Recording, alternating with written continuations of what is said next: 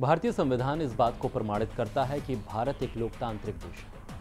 यहाँ जाति, समाज, भाषा और पहनावे अलग अलग होते हुए भी सारे भारतीय एक हैं। लेकिन क्या आज के समय में ये एकता इस देश में दिखती है? ये सवाल आपसे और हमारे आने वाले कल से। ये आप और हम जानते हैं कि देश में नफरत का माहौल अपने पैर पसार रहा है और हमारे संविधान की जड़ों को खोखला कर रहा है। देश में बोलने की आज़ादी भी अब छिनती नजर आ रही है। बेरोजगारी, नफरत और धर्मांधता की चादर में पूरा देश लिपटा दिखाई दे रहा है। और इस बीच एक ऐसा गाना सामने आया है जो शायद हमारी अपनी आवाज है। जी हाँ, एक गाना, एक बंगला गीत जिसके बोल वही हैं जो हम और आप इस सरकार से कहना चाहते हैं। 24 मार्च को एक बंगला गाना रिलीज हुआ जिसका नाम है निजी देर मोते निजी देर गान। इसका हिंदी में मतलब है हमारी इच्छा अनुसार हमारा अपना गाना। नाम से ही आप समझ सकते हैं कि ये गाना मौजूदा सरकार की उन सभी नीतियों और एजेंडों पर सवालिया निशान खड़ा कर रहा है जिसमें हमारे देश की एकता कहीं खोती सी नजर आ रही है। ये गाना सरकार को आईना दिखाने वाला है। इस गाने को सोशल मीडिया पर काफी शेयर भी किया जा रहा है।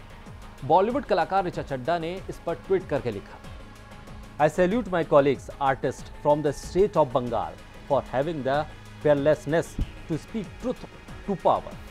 इस वीडियो में सारे बंगाली कलाकारों को मेरा सलाम, प्यार। ऋचा चड्ढा के साथ ही फिल्म निर्देशक अनुभव सिन्हा ने भी इस गाने पर ट्वीट करते हुए लिखा कि I love you, West Bengal. Imagine a song like this from other film industries in India. 6 minute 32 second के इस गाने के बोल के मुताबिक देश में नफरत का माहौल है और ये सरकार हमें जो वादे कर रही है वास्तविकता उससे बिल्कुल अलग है। इस गाने में सीए से लेकर आए दिन हो रहे बलात्कार, पुलवामा अटैक से लेकर बालाकोट एयर स्ट्राइक, पेट्रोल के बढ़ते दाम से लेकर दलितों के साथ हो रहे दुर्व्यवहार जैसे सभी पहलुओं को दिखाया गया है। ये गाना एक प्रयास है सरकार को जवाब देने का कि बस अब बहुत हुआ, हमें नहीं सुनना जो आप चिल्ला चिल्ला कर हमसे कहना चाहते हो। सच्चाई तो ये है कि तुम बस अपने खोखले शब्द चिल्लाते हो, तेज और तेज उन्हें दोहराते हो जैसे वो ही ब्रह्मांड का सच हो। लेकिन बस अब और नहीं, हम अपना भला जानते हैं, इसलिए हमें अपने लिए फैसले लेने दो। गाने में खजुराहो की सभ्यता से लेकर भारत के इतिहास की गहराई को समझाने की सीख है। इस गाने को जो खास बनाता है वो है अखबारों की वो हेडलाइंस जो लगातार सुर्खियों में रही।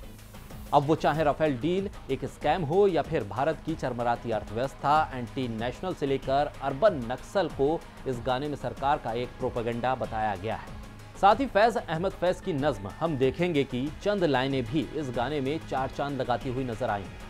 वहीं गाने में कुछ पन्ने भी दिखाए गए हैं जिसमें पाकिस्तान जाओ, अर्बन नक्सल और एंटी नेशनल लिखा हुआ है और फिर देश का आने वाला भविष्य युवा इन पन्नों को फाड़ता दिखाई दे रहा है।